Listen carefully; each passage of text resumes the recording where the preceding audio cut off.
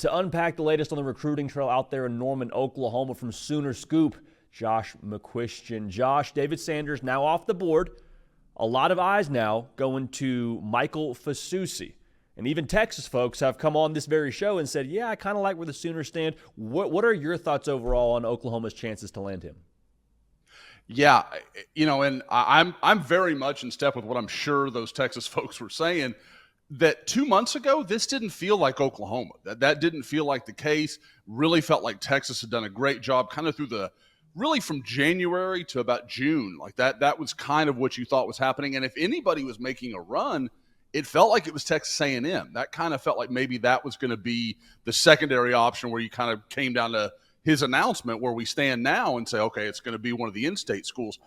I really got the impression that when he made his official visit on June 14th, the second to last weekend, Oklahoma just really hit that out of the park. Now, I know at the same time they've done a lot with NIL. Michael Fusi has been a priority target for them for 2 years now. So there was a lot that was poured into this in a lot of different ways.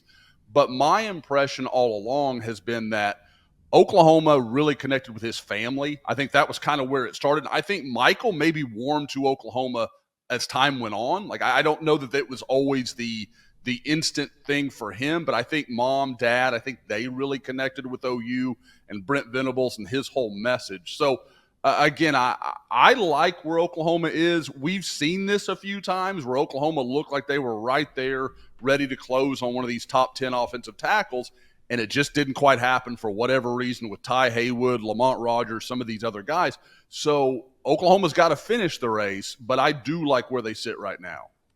What's the confidence? I don't want to put you on the spot here, though, Josh. If you had to put like a confidence level, not a pick per se, but a confidence level that five-star offensive tackle Michael Fusi ends up giving a verbal to the Sooners, where would we put you at? Just, not holding you to it, but where would you put you at right now? Sure.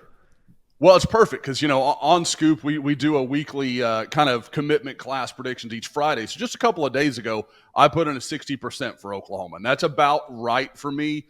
I think Texas is, 40%, and if you want to get into the infinite, then you're talking about A&M, maybe a small chance. But I really think it's Oklahoma or Texas. And again, I think Mike sees a real opportunity with OU. Obviously, almost regardless of what Oklahoma's going to start at offensive tackle, it's a position he could come into and compete for pretty early heading into next season. So there's not that obvious young guy ahead of him that's going to be a real problem. They can sell him on the bookend idea of he and Ryan Foje together. I think that's something that does appeal to Mike. And you put Michael Fusi with this class, and it's a really good offensive line group, and we all know what Bill Bedenbaugh's track record is with guys like Orlando Brown and Creed Humphrey and some of these great players that are now, making big paydays in the NFL. So I think that is all part of the pitch for him. And like I said, I think it's been multi-pronged, but Oklahoma's done a nice job kind of giving him the whole picture. And I think over time that's kind of won him over. Outside of the offensive line, what would you say, like, hey, Oklahoma really needs to focus on this position or these couple positions going forward? Yeah, if you're talking about 2025, it's really linebacker. Oklahoma has most of the hay in the barn at this point in time, to use a very Oklahoma colloquialism there. But, we'll go with that. But really the guy they're focusing on is Christian Jones, the linebacker from Omaha, Nebraska. This is a guy that was a target before Zach Alley took the defensive coordinator linebackers job at Oklahoma. But as time has gone on, he really emerged as kind of their guy. That's really the player they wanted. They only have one player currently committed, an in-state guy, Marcus James. Clearly, they'd like to add another. This was never going to be a big linebacker class, but I think they'd like it to be a couple, and then maybe next year is a little bit bigger group. But, in 2025, like I said, if Oklahoma closes on Fusi and then they can finish with Christian Jones, who's set to announce, a few weeks into the regular season, they may be done in 2025. Like that's a real possibility. Now, maybe there's a late riser. Maybe somebody flips their commitment away from Oklahoma. You never know. But as things stand, it's a very real possibility that Oklahoma's entire class is going to be done by September 1st. Well, let's stick with that idea of the hay being in the barn. For a committed Sooner right now that you're tracking to have a massive senior season, who would that be?